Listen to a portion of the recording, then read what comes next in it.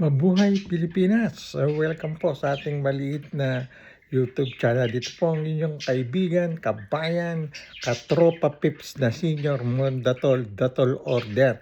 Ngayon po gusto ko lang pong pag-usapan natin. Sinabi ko nung last vlog ko na 85 billion, di pala, 805 billion pesos daw ang idiniliver ng 18 ex-Marines na inimbestigahan na ng NBI kahapon at lumabas doon na apat daw ay hindi naman daw talagang Marines at mostly ay dishonorably discharged sa kanilang mga pwesto sa Army at Marines, yung ganon. Well, simple-simple lang naman yun eh. Kiniklaim lahat nila, pati nung attorney Balikod, yung nagpapasikla ba tatakbo na naman senador, talo naman lagi yan eh. Na sila ay hinire lahat, hinire lahat ni dating ako Bicol Party List Congressman Saldico na ngayon po ay nasa Portugal at doon nagtatago, sabi mismo ng ating Pangulong PBBM, no? Hinire sila para mag-deliver ng ganong karaming pera. 805 billion, billion mga kababayan yan. Sino naman ang maniniwala kahit 7 siraulo, hindi kayang bilangin yung 8 billion nga 85 billion pa ang sabi ko. Yung pala 805 billion, napakarami nun. Halos 1/3 na ng budget ng Pilipinas yan Ika nga natin, hearsay lahat yan sa korte. Hindi ako abogado, political science graduate ako, tsaka ECE graduate dito sa Canada, no? Ibig ko bang sabihin dito, kahit sinong abogado, ayaw lang sabihin, tataka nga ako sa mga abogado, kahit ni Ombudsman Boying Remulla, hearsay, kailangan muna ibalik nyo rito si Saldico. Si Saldico mismo, kahit nasa Portugal, kahit sa Portugal magsalita yan, na talagang hinire niya. Hindi, hanggang ngayon wala nagsasabi sa kampo ni Saldico na hinire niya yung 18 na yan na mag-deliver ng pera kasama na si Bongbong Marcos daw, si Sando Marcos sa Ilocos Norte, Naknan Dragon. Baka dun sa kapatid ni Presidente Senador, nag-deliver sila. Pero kay Bongbong Marcos, never. Hindi tumatanggap yun. Parang si Lodi Pampilo Pinglacson, never tumanggap yan. Kahit nga yung PDF ni Pinglacson na 200 million taon-taon daw ng mga senador, nung unang maging senador yan, hindi tumanggap yan. Hindi niya tinatanggap yung PDF.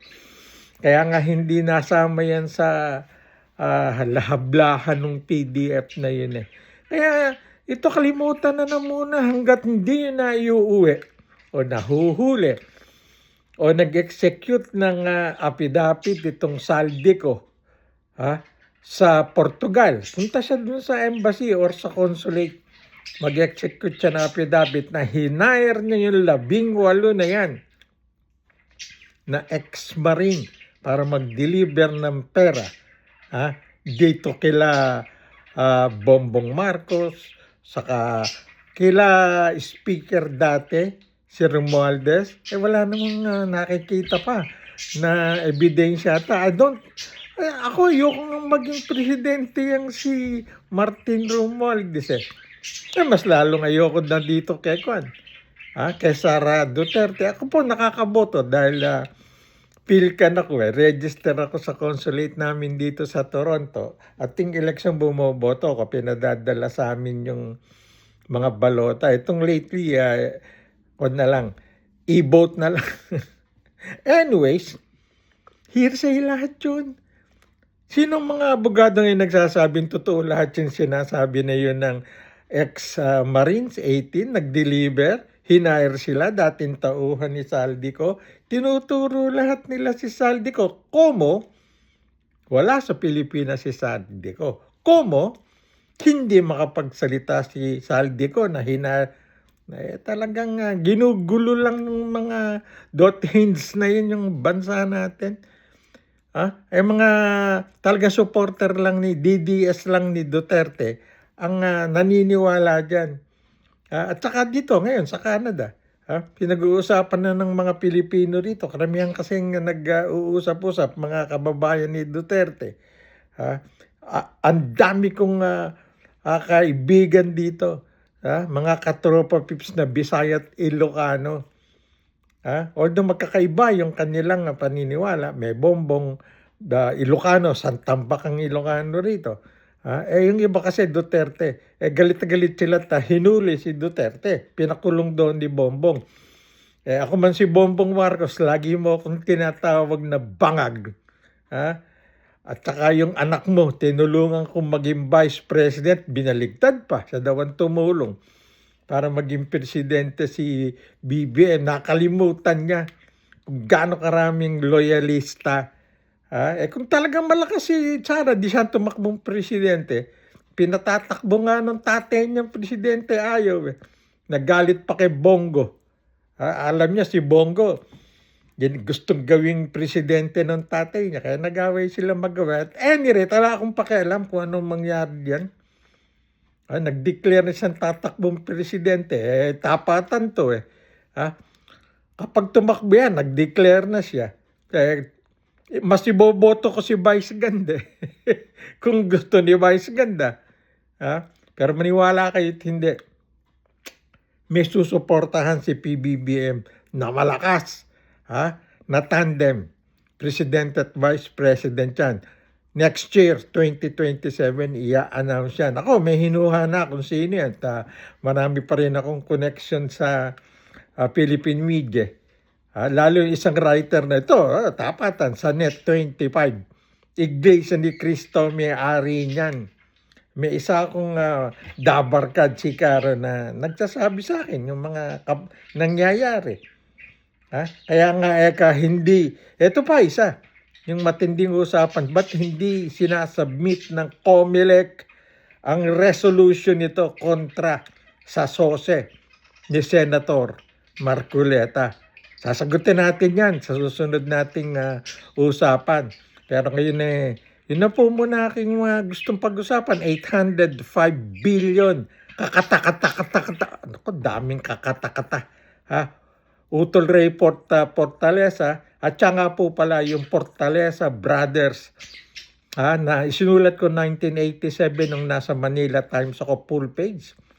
Ang binigay sa akin ni dating sports editor.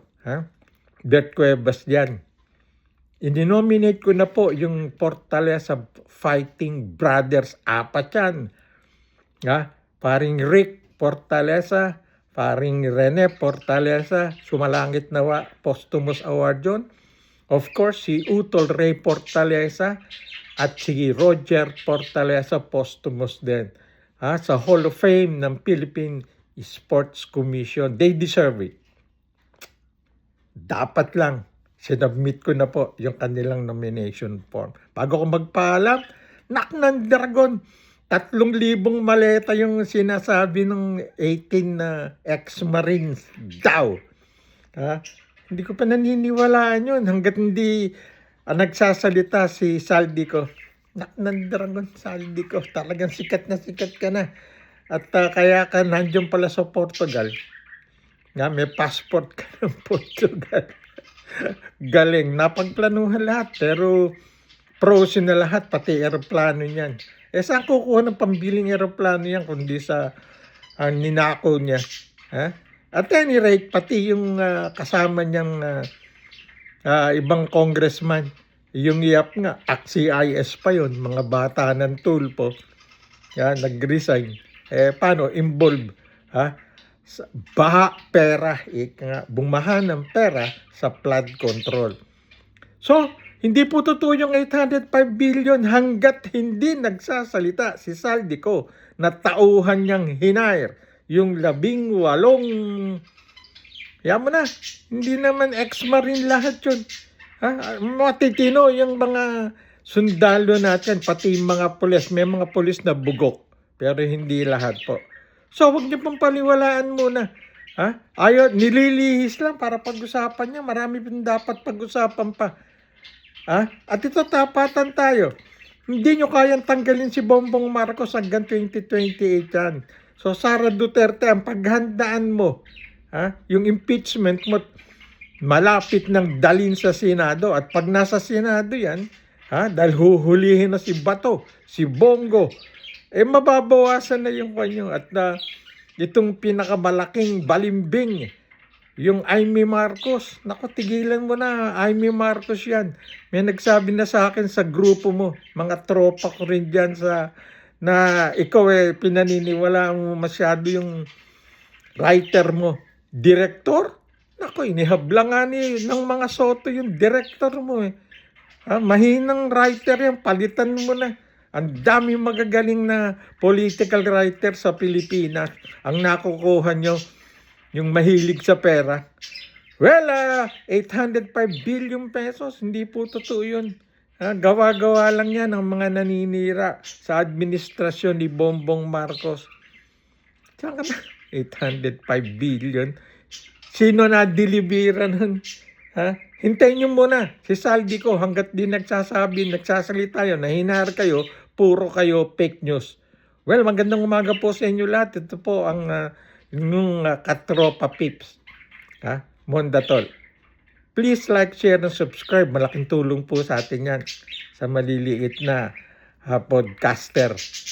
Like us. Magandang umaga po sa inyo lahat. Kumusta na yung aking tropa pips na senior sa San Agustin Academy, HNFBC. Magandang umaga po sa inyo lahat.